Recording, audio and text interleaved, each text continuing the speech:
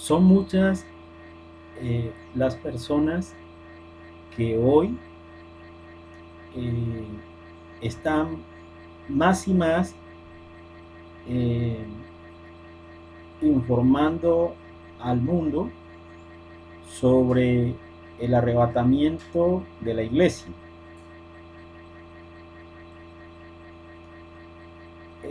Al principio yo creí lo que la mayoría de los religiosos hablan, decir que son herejes, eh, decir que son mentirosos, aquellos que escudriñan la palabra buscando dentro de la palabra de Dios hallar el día del arrebatamiento de la iglesia. No puedo dejar de reconocer que uno de los errores que estos hermanos cometen es fijar una fecha con seguridad del día del arrebatamiento de la iglesia.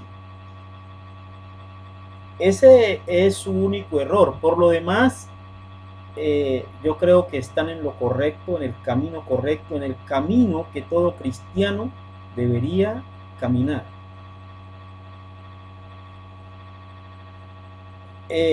Ellos a través del tiempo van diciendo, mire, el día del arrebatamiento está el día. Lo dijeron en el año 1999, que el arrebatamiento de la iglesia sería el 31 de diciembre. Incluso el mundo decía que el fin de los tiempos sería también el 31 de diciembre de 1999. Y por eso pasaron muchísimas cosas en ese año. ¿Ve? Últimamente, algunos hermanos en Cristo Jesús dijeron que el arrebatamiento de la iglesia era el 23 de septiembre del año 2017. Pero ellos lo decían de una manera muy convincente. Esas personas que aseguraban que el rapto de la iglesia era el 23 de septiembre del año 2017 tenían bases bíblicas, tenían muy bien estudiada la palabra de Dios, pero no fue la voluntad de Dios que ese día ocurriera el arrebatamiento de la iglesia. Esto se ha prestado para que muchas personas se burlen de ellos, los critiquen, pero yo creo que al único árbol que se le tira piedras es el árbol que da fruto. Un árbol que da fruto nadie le tira piedras. Ahora muchos están diciendo que esa era una advertencia que había, por cuanto la mujer que estaba vestida de sol, cumpliendo la profecía de Apocalipsis 12 en los cielos, era indicando que precisamente el arrebatamiento de la iglesia sería, según ellos, entre el 20 de junio y el 23 de junio. ¿Sí? O sea, ya ellos han puesto una fecha que es entre el 20 y el 23 de junio, el arrebatamiento de la iglesia. Ahora la pregunta es, ¿esto está mal? Mire, muchos decimos, me incluyo yo, de que el día del arrebatamiento no está descrito en la Biblia. Pero cuando escudriñamos la palabra, cuando nos metemos a leer la palabra de Dios, miramos que Jesucristo le dijo a los apóstoles que del día y la hora ni siquiera los ángeles lo sabían, solo el Padre. Pero ¿cuándo dijo esto Jesucristo? Cuando él estaba en la tierra todavía. Todavía no había partido hacia el Padre. Pero recordemos algo. Recordemos que cuando Jesucristo llamó como apóstol a Saulo de Tarso, cuando Jesucristo hizo ese llamado a Saulo de Tarso como su apóstol, el último de los apóstoles, podemos ver que Pablo, o Saulo de Tarso mejor, es apedreado, y en ese momento es que es arrebatado al cielo, según lo que explica la palabra de Dios, donde se le revelaron muchas cosas. Amén. También le fueron reveladas muchas cosas al apóstol Juan, y por eso muchos creemos que la fecha del arrebatamiento está en la palabra de Dios. Muchos creemos que efectivamente el Padre le reveló al Hijo el día del arrebatamiento de la iglesia, y que nuestro Señor Jesucristo lo pudo haber revelado a Pablo y a Juan, y que esa fecha tendríamos nosotros que escudriñar la palabra de Dios para encontrarla. Ahora bien, ¿está el pueblo de Dios en sintonía con su bendita palabra? Esa es la pregunta.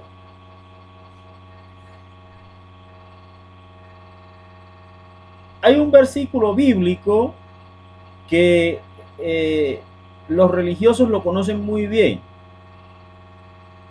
en el que el Señor dice que su pueblo se perdió por ignorancia. Precisamente es por ignorancia que la iglesia de Cristo Jesús se está perdiendo. Porque hoy la iglesia ya no busca a Cristo Jesús como su Dios, sino que la iglesia busca allá en las congregaciones cosas totalmente diferentes a las que nuestro Dios y Salvador quiere que la iglesia haga. Mire,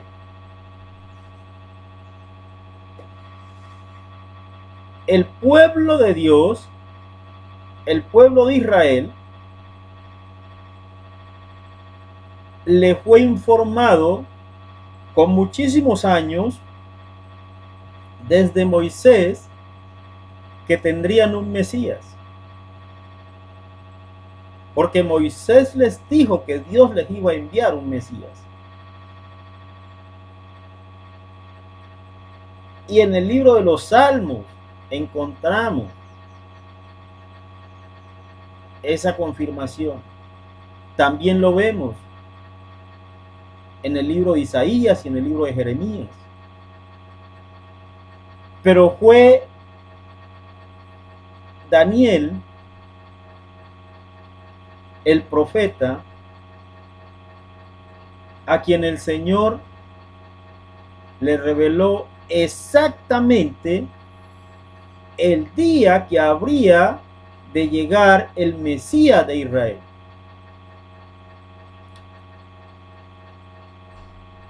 Pero ¿por qué Israel no se dio cuenta que su Mesías había llegado? Porque así como hoy los ministros de Dios, así como hoy aquellos pastores, aquellos evangelistas, aquellos maestros que hoy están enseñando algo que no tiene nada que ver con el evangelio de Dios,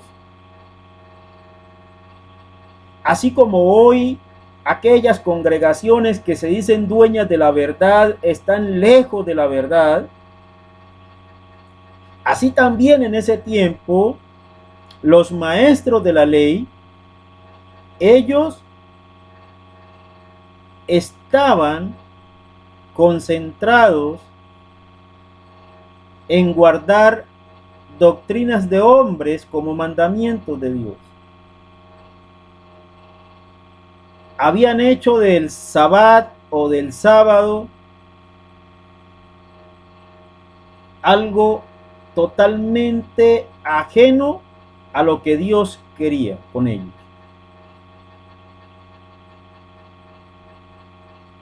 Y ellos no escudriñaban la palabra.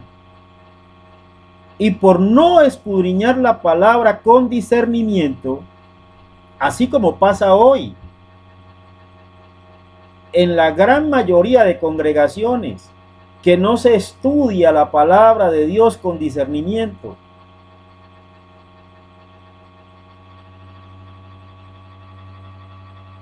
Estos doctores de la ley de la época de Jesús, ellos no discernían la palabra de Dios y por eso no pudieron entender, y aún hoy no han podido entender que Jesucristo era el Mesías que había de venir, porque no discernían la palabra. Amén. Véase usted el libro de Daniel en el capítulo 9. Y voy a leerle a usted el capítulo 9 del libro de Daniel, para que usted mire cómo es que Dios le revela a este hombre el día exacto en el que el Mesías habría de venir a Israel. Dice la palabra de Dios en el capítulo 9 del libro de Daniel, versículo 1 y siguientes. En el año primero de Darío, hijo de Asuero, de la nación de los Medos, el cual fue puesto por rey sobre el reino de los caldeos, en el año primero de su reinado, yo, Daniel, miré atentamente en los libros el número de los años del cual habló el Señor al profeta Jeremías, que había de concluir la asolación de Jerusalén en 70 años. Mire bien usted cómo el profeta Daniel hace algo que hoy no se hace en las congregaciones. ¿Sí? Dice el profeta Daniel, miré atentamente en los libros el número de los años del cual habló el Señor al profeta Jeremías, que había de concluir la asolación de Jerusalén en 70 años. Entonces Daniel, ¿qué dice? Caramba, ya estamos en el tiempo y yo voy a clamar a mi Dios. Yo voy a clamar en representación de mi pueblo que está en cautividad. Yo, Daniel, voy a interceder por mí, por mi pueblo, para que el Señor mi Dios tenga misericordia. Entonces, ora, después de el versículo 3, empieza Daniel a orar y dice, y volví mi rostro al Señor Dios buscándole en oración y ruego, en ayuno, y silicio y ceniza. Y oré al Señor mi Dios y confesé y dije: oh Señor Dios grande, digno de ser temido,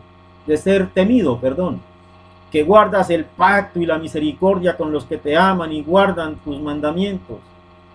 Hemos pecado, hemos hecho iniquidad, hemos obrado impíamente y hemos sido rebeldes y no hemos apartado de nos hemos apartado de tus mandamientos y de tus juicios. Mire bien cómo Daniel empieza su oración. ¿Sí? Daniel empieza con un clamor. ¿Sí? Daniel empieza con ese clamor de arrepentimiento, diciéndole a Dios: hemos pecado contra ti, y yo reconozco que tú, Señor, ¿sí?, eres grande en misericordia. ¿Ve? Él reconoce primero la grandeza de Dios y luego dice: nosotros hemos pecado contra ti. Se humilla en la presencia de Dios. ¿Qué es lo que hacen hoy los ministros de Dios? Hoy los ministros de Dios se humillan, es la pregunta. Daniel se humilló ante la presencia de Dios. Ahora bien, ¿los ministros de hoy se humillan? No, son orgullosos. Dicen: yo declaro en el nombre de Jesús, yo lo declaro, o sea, yo ordeno, dicen ellos, yo ordeno, yo mando. Eso es lo que hoy los ministros hacen. Los ministros de hoy no se humillan como Daniel, porque no escudriñan la palabra, porque no entienden, porque no quieren entender la palabra. Entonces, es importante que si tú eres cristiano y estás escuchando esta palabra, la lleves donde tu pastor, donde tu maestro, donde tu evangelista, porque así les dicen ahora. Ahora la iglesia está llena de idolatría. Ahora ya los cristianos tienen un padre espiritual en la tierra. Es que es mi padre espiritual, dicen. Es que es mi maestro, mi evangelista. Jesucristo dijo: no llames en la tierra padre a nadie, porque un padre tienes en el cielo. Y no llames maestro en la tierra a nadie, porque un maestro tienes. Pero ellos han dicho: no, nosotros queremos un padre espiritual en la tierra y queremos un maestro espiritual en la tierra. Así están diciendo los cristianos hoy. Pero si tú quieres decirle mi pastor y mi maestro, diles así, es tu problema. Ve y llévale este vídeo, porque sería bueno que los pastores, los maestros, los evangelistas y todos los cristianos en general pudiéramos entender que tenemos que arrepentirnos. El arrepentimiento no es otra cosa que cambiar, que transformar mi vida. Hay que transformar nuestra vida y empezar a caminar con Cristo Jesús. Hoy la iglesia desafortunadamente no camina con Cristo Jesús. Hoy la iglesia camina sola. Hoy declaran y decretan. Pero Daniel se humilló en la presencia de Dios. Dice Daniel: y volví mi rostro al Señor Dios, buscándole en oración y ruego, en ayuno, cilicio y ceniza, y oré al Señor mi Dios y confesé y dije: oh Señor Dios grande, digno de ser temido, que guardas el pacto y la misericordia con los que te aman y guardan tus mandamientos. Hemos pecado, hemos hecho iniquidad, hemos obrado impíamente y hemos sido rebeldes y nos hemos apartado de tus mandamientos y de tus juicios. No hemos obedecido a tus siervos los profetas, que en tu nombre hablaron a nuestros reyes y a nuestros príncipes, a nuestros padres y a todo el pueblo de la tierra. Tuya es, oh Señor, la justicia y nuestra la confusión de rostro. Como en el día de hoy a todo hombre de Judá y a los moradores de Jerusalén y a todo Israel, a los de cerca y a los de lejos en toda la tierra, a donde los has echado a causa de su rebelión, con que contra ti se rebelaron. Mire, es hermosa esta oración que hace el profeta Daniel. Es hermosa, cómo clama, cómo ora, cómo se humilla ante Dios para pedir el favor de Dios. Es que es aterrador hoy cómo los pastores en las congregaciones le dicen al cristiano: decláralo, decrétalo, porque en la palabra está. Mentiroso, mentiroso, porque Daniel jamás declaró. Daniel jamás decretó. El profeta Daniel se humilló en la presencia de su Dios. Y cuando él se humilla en la presencia de Dios, entonces Dios viene y le revela lo que ha de acontecer en el futuro. Y por eso en el versículo 24 del capítulo 9 que estamos tratando, le dice el ángel al profeta: 70 semanas están determinadas sobre tu pueblo y sobre tu santa ciudad, para acabar la prevaricación y concluir el pecado y expiar la iniquidad, y para traer la justicia de los siglos y sellar la visión y la profecía y ungir al santo de los santos. Sepas pues y entiendas que desde la salida de la palabra para restaurar y edificar a Jerusalén hasta el Mesías príncipe habrá 7 semanas y 62 semanas. Tornaráse a edificar la plaza y el muro en tiempos angustiosos. Y después de las 62 semanas se quitará la vida al Mesías, y no por sí, y el pueblo de un príncipe que ha de venir destruirá la ciudad y el santuario. Con inundación será el fin de ella, y hasta el fin de la guerra será talada con asolamientos. Y en otra semana confirmará el pacto a muchos, y a la mitad de la semana hará cesar el sacrificio y la ofrenda. Después, con la muchedumbre de las abominaciones, será el desolar, y esto hasta una entera consumación, y lo determinado será derramado sobre el desolador. Te estoy leyendo la Biblia Reina Valera 1602. En algunas versiones está algo cambiada la palabra, pero leo la Reina Valera 1602 porque es la versión más cercana a la Biblia original. Amén. Bueno, entonces mira cómo al profeta se le revela, y exactamente como le fue revelado al profeta, así ocurrió. Exactamente. Entonces, hoy el pueblo no clama. Pero no solamente el pueblo no clama a Dios que se revele la venida de nuestro Salvador, sino que el pueblo no está esperando la venida del Salvador. Como los israelitas no estaban esperando la venida de su Mesías, porque ellos, a pesar de que el Señor de muchas maneras se les mostraba, incluso alguna vez le dijeron al Señor: si tú eres el Mesías, dínoslo ya y no nos atormentes más. Y el Señor les dijo: les he dicho que yo soy. Pero como ellos no discernían la palabra, pues no lo pudieron entender. Hoy El arrebatamiento de la iglesia está a la puerta, pero la iglesia no lo sabe.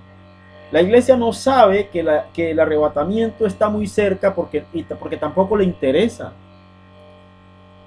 Muchas personas que se dicen cristianas, el solo hecho de hablarles del arrebatamiento de la iglesia les da un terror tremendo. Significa que si a ti te da miedo, si a ti te asusta que se hable del arrebatamiento de la iglesia, significa que no estás salvo. Significa que no estás salva, mujer. Significa que no estás salvo, varón. ¿Qué es lo que tienes que hacer? Ir al evangelio. ¿Y cuál es el evangelio?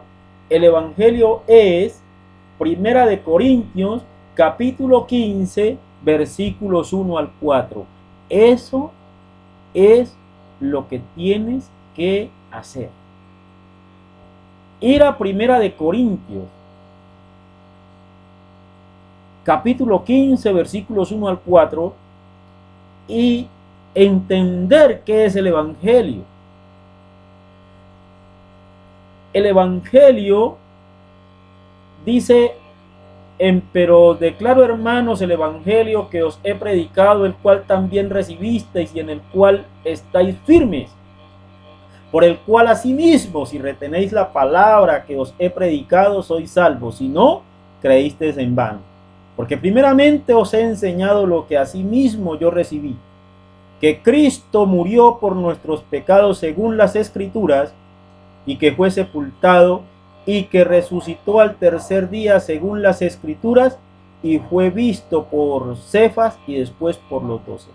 A ver, la palabra del Señor te muestra claro que Cristo Jesús murió por tus pecados y por los míos, y que luego resucitó, ¿sí? Y que un día va a venir por nosotros. Eso es lo que tienes que estudiar. Ahora, ¿cuál es el contexto? ¿Cuál es el contexto de Primera de Corintios, capítulo 15, versículos 1 al 4? ¿Cuál es el contexto? Y miramos el contexto y tendríamos que irnos al libro de Romanos. Si tú tienes tu Biblia a la mano, yo te recomiendo que vayas al libro de Romanos en el capítulo 3, versículos 24, 25 y 26. Cuando tú vas a Romanos 3, Romanos capítulo 3, versículos 24, 25 y 26, vas a encontrar el contexto de Primera de Corintios, capítulo 15, versículos 1 al 4. Dice la palabra del Señor, por cuanto todos pecaron y están destituidos de la gloria de Dios, siendo justificados gratuitamente por su gracia, por la redención que es en Cristo Jesús, al cual Dios ha propuesto por propiciación por la fe en su sangre, para manifestación de su justicia, por la remisión de los pecados pasados, por la paciencia de Dios, para manifestación de su justicia en este tiempo, para que Él sea justo y justificador del que cree en Jesús. Óigame bien, tú y yo, por el solo hecho de creer en el Evangelio, por el solo hecho de creer que Cristo Jesús derramó su sangre preciosa por nuestros pecados y que resucitó y está, o mejor, que ha de venir por todos aquellos que murieron en Cristo y por todos aquellos que estemos vivos, para llevarnos a una eternidad con Él. Ese es el Evangelio. Y quiere decir que por el solo hecho de creer en eso, de creer en lo que debemos creer, en el Evangelio verdadero, Dios hace una declaración y dice Dios: por cuanto has creído que mi Hijo derramó su sangre preciosa por tu salvación y que un día Él va a ir por ti para traerte a mi reino, por ese solo hecho, aunque tú eres un pecador, yo hago una declaración y te declaro justo. Y siendo pecadores, Dios nos ha declarado justos. Eso es lo que quiere decir estos versículos del capítulo 23. Que hemos sido librados de la ira de Dios por creer en Cristo Jesús. ¿Sí? Una vez hemos creído en Cristo Jesús, en que Él murió por nuestros pecados y que resucitó de los muertos, por el hecho de creer en el verdadero evangelio, entonces hemos sido librados de la ira de Dios. Dios hace una declaración y dice que aunque somos pecadores nos declara justos. Aunque no merecemos la gracia, Él nos declara justos. Amén. Eso es lo que quiere decir. Y es importante cuando nosotros concluimos, cuando nosotros podemos concluir en Romanos capítulo 1, versículo Romanos capítulo 1, versículo 19. Miremos a ver si es el capítulo, si es el versículo 19. Creo que es el versículo 19. Porque lo que de Dios se puede conocer, en ellos es manifiesto. Porque Dios se lo manifestó, porque las cosas invisibles de Él, desde la creación del mundo, se ven claramente siendo entendidas por las cosas que son hechas. Es a saber, su eterno poder y divinidad, para que sean sin excusa. Amén.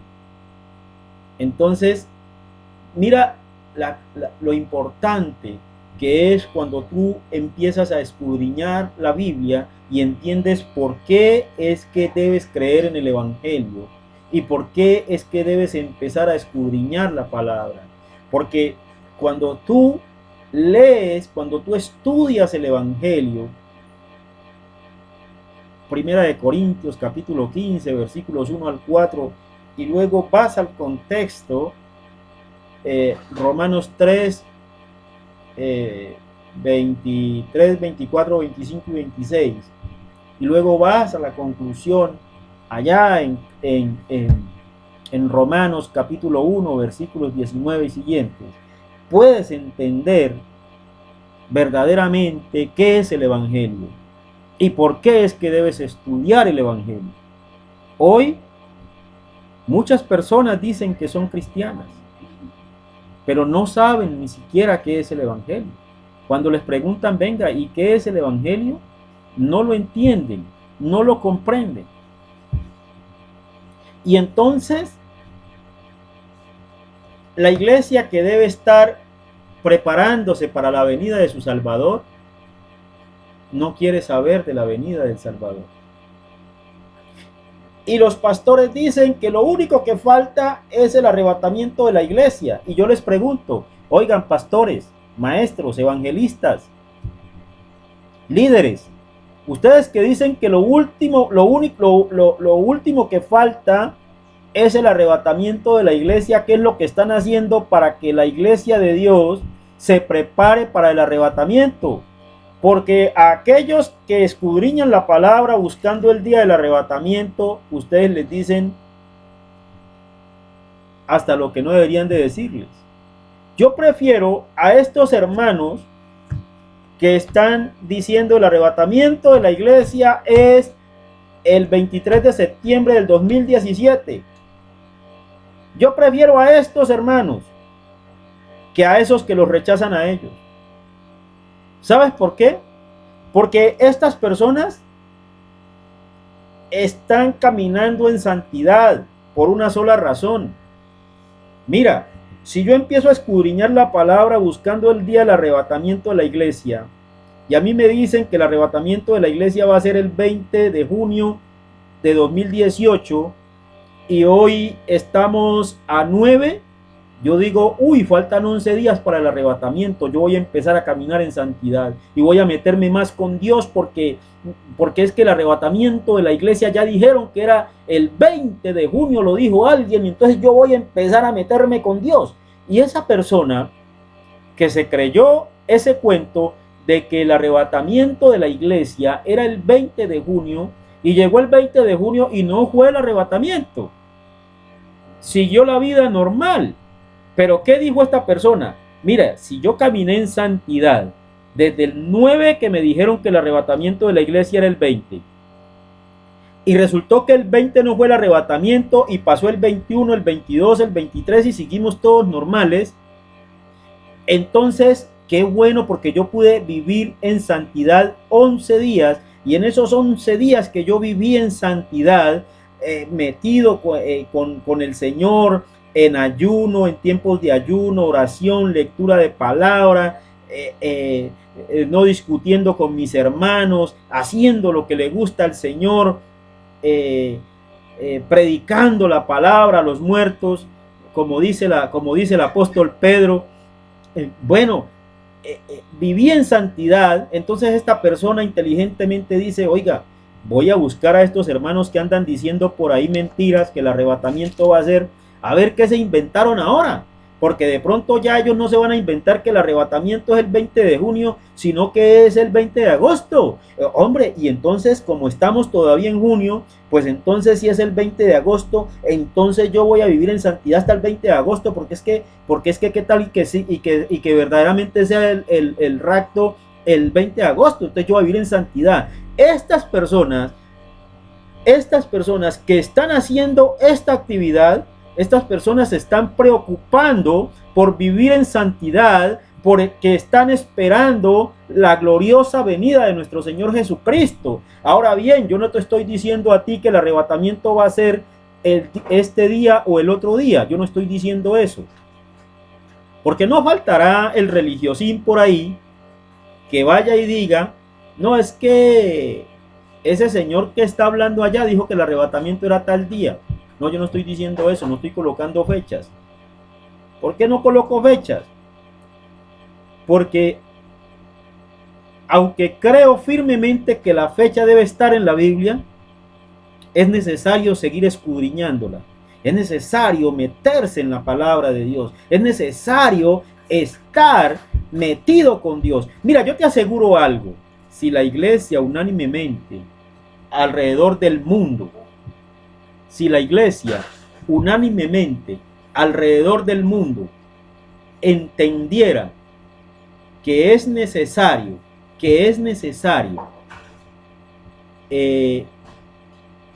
estudiar, escudriñar la Biblia bien, meterse bien con Dios, para luego clamar a Dios, seguro que Dios le iba a mostrar a la iglesia el día que Él va a venir por la iglesia. Seguro, porque eso es lo que nos muestra la palabra de Dios en el libro del profeta Daniel, en el capítulo 9. Eso es lo que nos muestra la palabra de Dios. Que cuando Daniel empezó a escudriñar los libros y se dio cuenta que la promesa de Dios era que después de los 70 años Él iba a perdonar a su pueblo, ¿sí? Y cuando el profeta Daniel viene y empieza a entender todas esas cosas, dice, entonces ahora yo voy a orar y voy a clamar al Dios Altísimo para que el Dios Altísimo venga y me regale o me revele lo que tenga que revelarme. Ahora yo voy a clamar por mi pueblo. Mire, hoy los ministros no claman a Dios. Los ministros no se humillan ante Dios.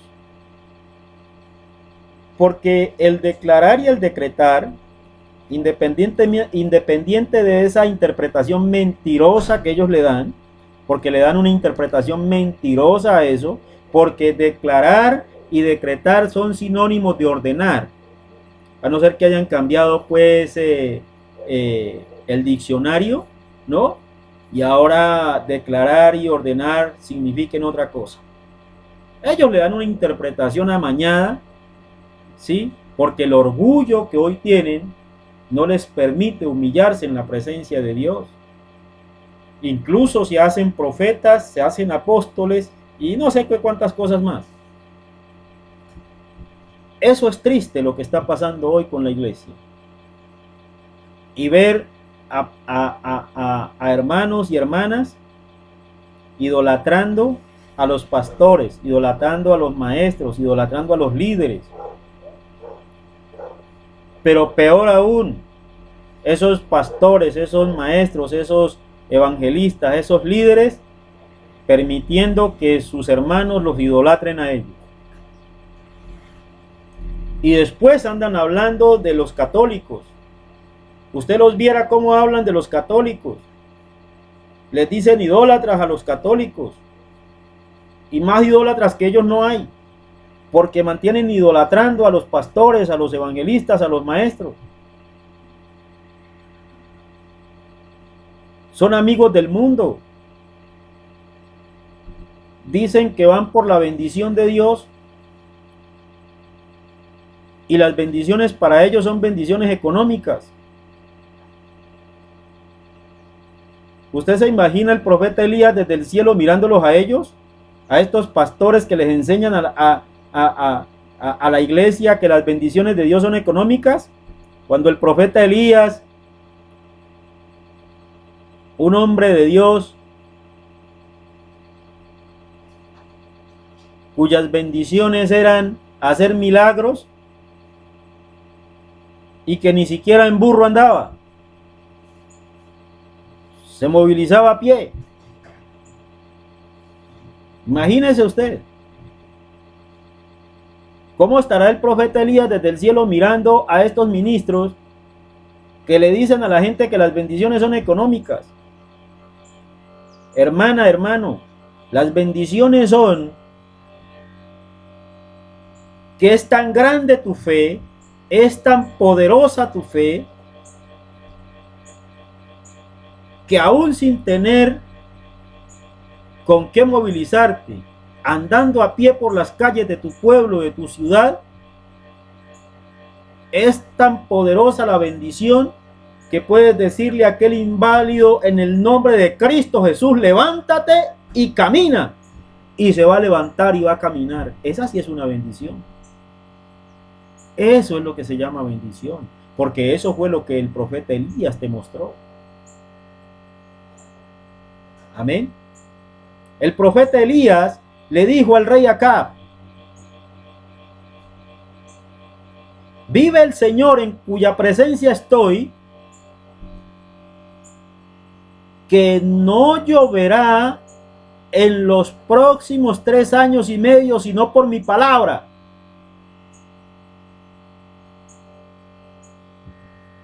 Y en Israel no llovió por 3 años y medio por la palabra del profeta Elías.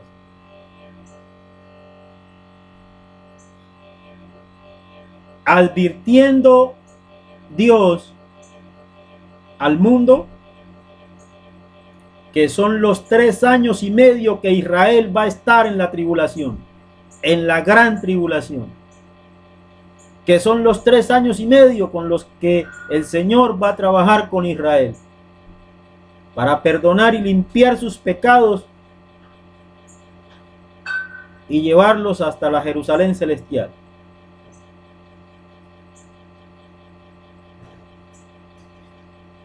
Amigo, amiga, hermano en Cristo, hermana en Cristo que me escuchas, concéntrate en el Evangelio de verdad que está en 1 Corintios capítulo 15, versículos 1 al 4. Lee muy bien el capítulo 3, versículos 23, 24, 25 y 26, y lee muy bien capítulo 1, versículos 19 y siguientes, para que entiendas bien qué es el Evangelio, para que lo practiques y lo enseñes. Cristo Jesús murió por tus pecados y los míos, y resucitó de entre los muertos, y pronto, muy pronto, va a venir para llevarnos a todos, a aquellos que murieron en Cristo Jesús, que vendrán desde el cielo por su cuerpo, para tener un cuerpo glorioso, y nosotros que seremos transformados y llevados juntamente con ellos a una eternidad con Cristo Jesús. Esa es nuestra esperanza, esa es la esperanza del verdadero cristiano. Vuelvo y te repito, si sientes temor porque alguien te habla del arrebatamiento de la iglesia, amado hermano, amada hermana, es porque no estás salvo. Es porque necesitas ir al Evangelio y luchar por tu salvación. Amado Dios, te doy gracias por esta oportunidad maravillosa que me das de hablar de tu bendita palabra.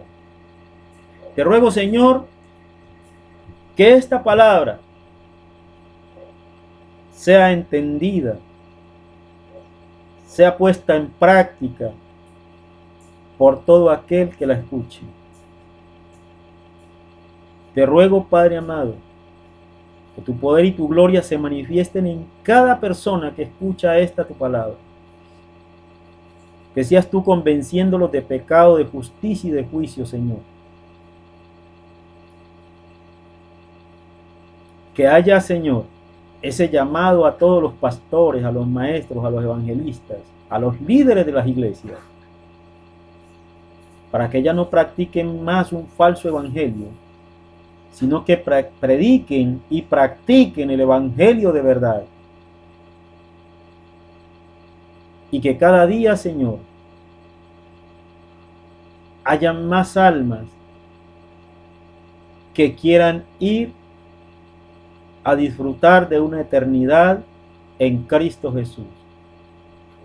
Padre, gracias por esta oportunidad maravillosa de compartir con cada hermano, con cada hermana. Y que seas tú, Señor, tomando el control. Que seas tú, Señor, enseñándoles, instruyéndoles, capacitándolos, Señor, en tu palabra. Sabemos que estamos cerca, Señor, de tu venida. Son muchas las personas que de pronto cometen el error de dar una fecha exacta del día del arrebatamiento. Pero algo que debemos agradecerle a estas personas es que ellos están escudriñando la bendita palabra y ellos están añorando tu regreso pronto, Señor. Ojalá, Señor, cada día haya más personas interesadas en escudriñar la bendita palabra, de tal manera, Señor, que podamos esperar en santidad el arrebatamiento de la iglesia.